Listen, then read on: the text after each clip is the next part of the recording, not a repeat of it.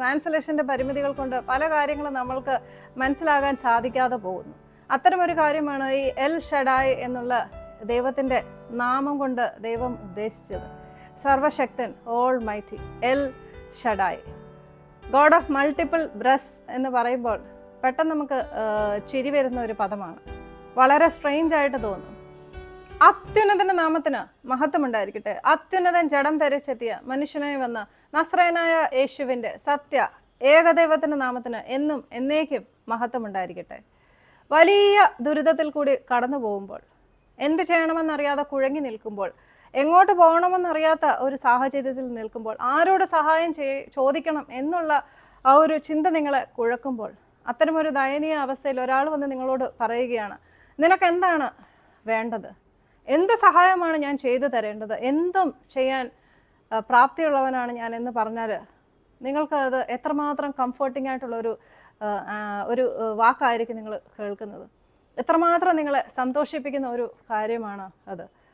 അപ്പോൾ ഇത്തരമൊരു വാക്ക് ദൈവം നിങ്ങളുടെ മുമ്പിൽ അവതരിച്ച് പറയുകയാണെങ്കിൽ എങ്ങനെയിരിക്കും? ഇതേപോലത്തെ ഒരു സാഹചര്യത്തിൽ, ഇതുപോലത്തെ ഒരു ഇംപോസിബിൾ ആയിട്ടുള്ളൊരു സാഹചര്യത്തിൽ ദൈവം റിവീൽ ചെയ്ത തൻ്റെ ഒരു നാമത്തെക്കുറിച്ചാണ് ഇന്ന് എനിക്ക് നിങ്ങളെ പറഞ്ഞ് മനസ്സിലാക്കാനുള്ളത്. അപ്പോൾ ഈ ഒരു നാമം നമ്മൾ കാണുന്നത് ഉൽപ്പത്തി പുസ്തകം 17-ാമത്തെ അധ്യായത്തിലാണ്. ഉൽപ്പത്തി പുസ്തകം 17-ാമത്തെ അധ്യായം 1-ാമത്തെ വാക്യത്തിലാണ് വളരെയധികം സ്പിരിച്വൽ മീനിങ് ഒളിഞ്ഞു കിടക്കുന്ന ഒരു നാമം യഹോവ റിവീൽ ചെയ്യുന്നത്. ഉൽപ്പത്തി പുസ്തകം 17-ാമത്തെ അധ്യായം തുടങ്ങുന്നത് അബ്രഹാമിനെ ദൈവം സന്ദർശിക്കുകയാണ്. അബ്രഹാമിനെ സന്ദർശിച്ചിട്ട് യഹോവ പറയുകയാണ്, ഞാൻ സർവശക്തനായ ദൈവമാകുന്നു, നീ എൻ്റെ മുൻപാകെ നടക്കുക, ഞാൻ നിന്നെ അധികമായിട്ട് അനുഗ്രഹിക്കും. ഇതിനുശേഷം പറയുകയാണ്, ഞാൻ നിന്നെ അനേകം വംശങ്ങളുടെ പിതാവാക്കും. സർവശക്തൻ എന്ന് എന്ന് പറയുന്ന ഈ ഒരു പദം ആദ്യമായിട്ട് ബൈബിളിൽ ഉപയോഗിക്കുന്നത് ഉൽപ്പത്തി പുസ്തകം 17-ാമത്തെ അധ്യായത്തിലാണ്. ഇംപോസിബിളായ, ഹ്യൂമൻലി ഇംപോസിബിളായ, നാച്ചുറലി ഇംപോസിബിളായ മക്കളുണ്ടാകുക എന്നുള്ള ആ ഒരു കാര്യത്തിൽ ദൈവം വന്ന് പറയുകയാണ്, എന്നെക്കൊണ്ട് എന്തും ചെയ്യാൻ സാധിക്കുന്നതാണ്, ഞാൻ സർവശക്തനാണ്. ഈ ഒരു സർവശക്തൻ എന്നുള്ള ഈ ഒരു പദം ഇംഗ്ലീഷിൽ നമ്മൾ കാണുന്നത് ഓൾ മൈറ്റി എന്നുള്ള വേർഡാണ്. ഇംഗ്ലീഷിൽ ഓൾ മൈറ്റി, മലയാളത്തിൽ സർവശക്തൻ എന്ന് എഴുതിയിരിക്കുന്ന ഈ ഒരു പദം ഹീബ്രു ബൈബിളിൽ എൽ ഷഡായ് എന്നാണ് എഴുതിയിരിക്കുന്നത്. എൽ ഷഡായ്. പഴയ നിയമം ഹീബ്രു ബൈബിളിൽ എഴുതിയിരിക്കുന്നത് കൊണ്ടാണ് ഹീബ്രുവിലെ പദം പറഞ്ഞു തരുന്നത്. അപ്പോൾ ഹീബ്രുവിൽ ദൈവം ശരിക്കും ഉപയോഗിച്ചത്, അബ്രഹാമിനോട് പറഞ്ഞത് ഞാൻ എൽ ഷഡായ് ആണ് എന്നുള്ളതാണ്. ദൈവം ഉപയോഗിച്ച പല നാമങ്ങളിലും എൽ ഷഡായ്, എൽ റോഹി, എൽ എല്യോൻ എന്നിങ്ങനെയുള്ള പല നാമത്തിലും കോമൺ ആയിട്ടുള്ള ഒരു കാര്യമാണ് എൽ എന്നുള്ളത്. എന്ന് പറഞ്ഞാൽ ദൈവം എന്നുള്ളൊരു സാധാരണ പദം തന്നെയാണത്. സർവശക്തനായ ദൈവം എന്നുള്ളതിൻ്റെ ദൈവം എന്നതുപോലെ തന്നെ എൽ എന്ന് വെച്ചാൽ ഗോഡ്, ദൈവം. ഇനി ഇതിൻ്റെ കൂടെ വരുന്ന ആ ഒരു പദം കൊണ്ടാണ് തൻ്റെ ഏത് നേച്ചറിനെയാണ്, തൻ്റെ ഏത് ക്യാരക്ടറിസ്റ്റിക്സിനെയാണ് ദൈവം അവിടെ വെളിപ്പെടുത്തി തരാൻ ആഗ്രഹിച്ചത് എന്ന് പറഞ്ഞിരിക്കുന്നത്. അപ്പോൾ ഈ പദത്തിൽ എൽ ഷഡായിലെ 2-ാമത്തെ പദമായ ഷഡായി എന്നുള്ള ഈ ഒരു വേർഡ് ഹീബ്രുവിലെ ഷഡ് എന്ന പദത്തിൽ നിന്നാണ് എടുത്തിരിക്കുന്നത്. അതിൻ്റെ റൂട്ട് വേർഡാണ് ഷഡ്. ഈ ഒരു ഷഡ് എന്ന പദത്തിൻ്റെ അർത്ഥം ബ്രസ്റ്റ് എന്നാണ്. അപ്പോൾ ഈ ഒരു എൽ ഷഡായി എന്ന നാമത്തിൻ്റെ അതിൻ്റെ ലിറ്ററൽ മീനിങ്, അതിൻ്റെ അർത്ഥം എന്ന് പറഞ്ഞാൽ ഗോഡ് ഓഫ് മെനി ബ്രസ് എന്നാണ്. God of multiple brass. God of multiple brass എന്ന് പറയുമ്പോൾ പെട്ടെന്ന് നമുക്ക് ചിരി വരുന്ന ഒരു പദമാണ്. വളരെ സ്ട്രെയിഞ്ച് ആയിട്ട് തോന്നും, പറയാൻ തന്നെ മടി തോന്നുമായിരിക്കും ഒരു പക്ഷെ. എന്നാൽ എൽ ഷഡായ് എന്ന ഈ ഒരു നാമം കൊണ്ട് ദൈവം ഉദ്ദേശിച്ച അതിൻ്റെ ആത്മീയ സാരാംശം മനസ്സിലാകുമ്പോൾ എത്ര നല്ല രീതിയിലാണ് ദൈവം തന്നെ ഇൻട്രൊഡ്യൂസ് ചെയ്തത്, തന്നെക്കുറിച്ച് തന്നെ റിവീൽ ചെയ്തത് എന്ന് നമുക്ക് മനസ്സിലാവും. അപ്പോൾ ഈ L Shaddai, God of many brass എന്ന് പറഞ്ഞാൽ ശരിക്കും ഒരു നവജാത ശിശുവിന് തൻ്റെ അമ്മയെ കൊണ്ടുള്ള ആ ഒരു ആവശ്യം എന്താണോ അത് തന്നെയാണ് ദൈവം ഈ ഒരു എൽ ഷഡായ് എന്ന നാമത്തിൽ കൂടിയും കാണിച്ചു തരുന്നത്. നമുക്കറിയാം, ഒരു നവജാത ശിശുവിന് അമ്മയെ എന്തിനാണ് വേണ്ടതെന്നുള്ളത്. പെട്ടെന്ന് നമുക്ക് പാല് എന്നുള്ള ഒരു കാര്യം മാത്രമാണ് നമ്മുടെ മനസ്സിൽ പെട്ടെന്ന് തോന്നുന്നത്. പ്രത്യേകിച്ച് ഈ ഒരു കോണ്ടെക്സ്റ്റിൽ ഒരു നവജാത ശിശുവിന് പാല് മാത്രമല്ല അമ്മ കൊടുക്കുന്നത്, പലതരത്തിലുള്ള കാര്യങ്ങളാണ് ഒരമ്മ കൊടുക്കുന്നത്. സംരക്ഷണം, ലാളനം, പരിലാളനം, പരിപാലനം, പോഷണം, ആഹാരം എന്ന് പറഞ്ഞാൽ എല്ലാ തരത്തിലാണ് ഒരമ്മ നവജാത ശിശുവിന് ആവശ്യമായിട്ട് വരുന്നത്. ഇതേപോലെ തന്നെ എന്ത് കാര്യവും നമ്മൾക്ക് നിവർത്തിച്ച് തരാൻ ഉതകുന്നവനാണ് ദൈവം എന്നുള്ളത് തന്നെയാണ് God of many breasts, God of multiple brass എന്ന് പറഞ്ഞ ഈ ഒരു പദത്തിൽ കൂടി ദൈവം ഉദ്ദേശിച്ചിരിക്കുന്നത്. ഒരു നവജാത ശിശു തൻ്റെ അമ്മ ഇത് ചെയ്യുന്നുണ്ടോ, അത് ചെയ്യുമോ, എനിക്കിത് ചെയ്തു തരുമോ, എനിക്ക് വേണ്ട കാര്യം ചെയ്തു തരുമോ എന്നുള്ള ഒരു ആകുലതയും ഒരു വിഷമവും ഒരു ടെൻഷനും ഒന്നും ഇല്ലാതെ തന്നെയാണ് അതും ജീവിക്കുന്നത്. അതിൻ്റെ മനസ്സിൽ അങ്ങനെ ഒരു ചിന്ത പോലുമില്ല. ഇതേപോലെ തന്നെ നമ്മുടെയൊക്കെ ജീവിതത്തിലും വേണ്ട എല്ലാ കാര്യങ്ങളും നടത്തിത്തരാൻ ആഗ്രഹിക്കുന്നവനാണ്, നടത്തി തരുന്നവൻ തന്നെയാണ് ദൈവം എന്നുള്ള കാര്യത്തെക്കുറിച്ച് പറഞ്ഞ് മനസ്സിലാക്കി തരാനാണ് ദൈവം ഓൾ സഫിഷ്യൻസി അല്ലെങ്കിൽ ഓൾ സഫിഷ്യൻറ്റ് എന്നുള്ള അർത്ഥമുള്ള ഗോഡ് ഓഫ് മെനി ബ്രസ്റ്റ് എന്ന ഈ ഒരു നാമം റിവീൽ ചെയ്തത്. പ്രത്യേകിച്ച് അബ്രഹാമിൻ്റെ ആ ഒരു അവസ്ഥയിൽ എന്ന് പറഞ്ഞാൽ വെറും ഒരു പ്രൊവിഷൻ കൊടുക്കുന്ന ആ ഒരു അവസ്ഥയല്ലായിരുന്നു. മക്കളില്ലായിരുന്ന അബ്രഹാമിന് 99 വയസ്സായപ്പോൾ വന്ന് പറയുകയാണ്, ഐ ആം ഓൾ സഫിഷ്യൻറ്റ്, എനിക്കെന്തും സാധ്യമാക്കാൻ കഴിയുന്നവനാണ്. അന്ന് അബ്രഹാമിൻ്റെ മുമ്പിലുണ്ടായിരുന്നത് ഒരു മകനായിരുന്നു, വാർദ്ധക്യത്തിൽ മകൻ. God of many breasts, God of multiple brass, നിനക്ക് എന്താണ് വേണ്ടത്? എന്തും സാധ്യമാക്കാൻ കഴിയുന്നവൻ, ഞാൻ മതിയായവനാകുന്നു, ഞാൻ മതി, he is more than enough എന്നാണ് ഈ ഒരു പദത്തിൽ കൂടി ദൈവം പറഞ്ഞു തരാൻ ആഗ്രഹിക്കുന്നത്. അബ്രഹാമിൻ്റെ സന്തതികളായ ഇസ്രായേൽ മക്കളെ ഈജിപ്തിൽ നിന്നും പരിപാലിച്ച് കനാൻ ദേശം വരെ കൊണ്ടെത്തിച്ചത് തന്നെ ഒരു വലിയ പരിപാലനത്തിൻ്റെ മാതൃക തന്നെയാണ്. നമ്മുടെയൊക്കെ ജീവിതയാത്രകളിലും ഇതുപോലെ തന്നെയാണ് ദൈവം നമ്മളെയൊക്കെ കൊണ്ടു നടക്കുന്നതും. പലരും ഇത് മനസ്സിലാക്കുന്നില്ലതാണ് വളരെയധികം ഖേദകരമായ കാര്യം. ഓരോ ദിവസവും അവൻ നമ്മളെ പരിപാലിക്കുന്നു.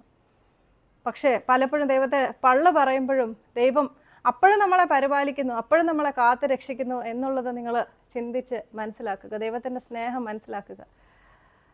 പകൽ മേഘസ്തംഭമായിട്ട് സൂര്യൻ്റെ അതികഠിനമായ ചൂട് അവരെ ഏൽക്കാതിരിക്കാൻ വേണ്ടി പകൽ മേഘസ്തംഭമായിട്ട് അവർക്ക് തണലായിട്ട് അവൻ നിന്നു. രാത്രിയിൽ അഗ്നിത്തൂണായിട്ട്. പെട്ടെന്ന് കേൾക്കുമ്പോൾ ഇത് രാത്രിയിൽ അവർക്ക് കാണാനുള്ള ഒരു വെളിച്ചം ആണ് എന്നുള്ളത് തോന്നും. എന്നാൽ അറിയാൻ മേലാത്തവർക്ക് വേണ്ടി പറയുകയാണ്, രാത്രിയിൽ മണലാരണ്യത്തിൽ വളരെയധികം അതികഠിനമായ തണുപ്പാണ്. അപ്പോൾ അവർക്ക് ആ തണുപ്പിൽ നിന്ന് നേടാനുള്ള ഒരു വാംതായിട്ട്, രാത്രിയിൽ കാണാനുള്ള വെളിച്ചമായിട്ട്, രാത്രിയിൽ അഗ്നിത്തൂണായിട്ട് അവനവർക്ക് മുമ്പേ നടന്നു. പകൽ മേഘസ്തംഭമായിട്ട് രാത്രിയിൽ അഗ്നിത്തൂണായിട്ട് അവരെ വഴി നടത്തി. ഇത് മാത്രമല്ല, വെള്ളം വേണമെന്ന് പറഞ്ഞപ്പോൾ വെള്ളം കൊടുത്തു. വെള്ളം കിട്ടാത്തടുത്ത് പാറയെ അടിച്ച് വെള്ളം അവർക്ക് നൽകുകയാണ് ചെയ്യുന്നത്. പിന്നെയും അവർ പിറുപിറുക്കുക തന്നെയാണ് ചെയ്യുന്നത്. നമ്മളും ഇതുപോലെ തന്നെയാണ്. അവർ പിറുപിറുത്തു എന്ന് വെറുതെ പറഞ്ഞു പോകുന്നതിനേക്കാളൊക്കെ ഉപരിയായിട്ട് നമ്മളുമൊക്കെ പിറുപിറുക്കുന്നവരാണ്. എന്നിട്ടും ദൈവം പരിപാലിക്കുന്നു എന്നതാണ് എനിക്ക് എന്നും പറയാനുള്ളത്.